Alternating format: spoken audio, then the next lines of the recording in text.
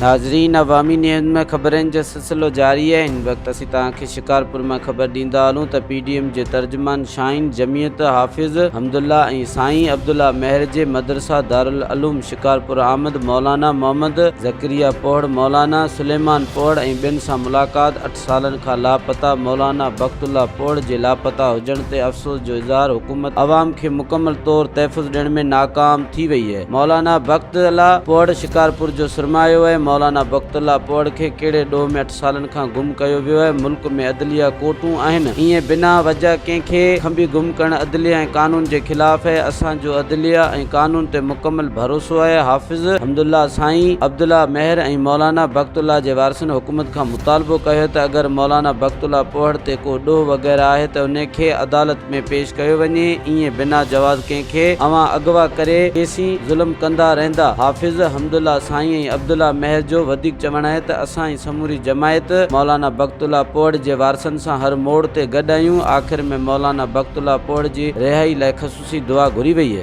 मज़ीद खबरों और तफसीलात के लिए विजिट करें हमारी वेबसाइट www.awamiNewsHD.com।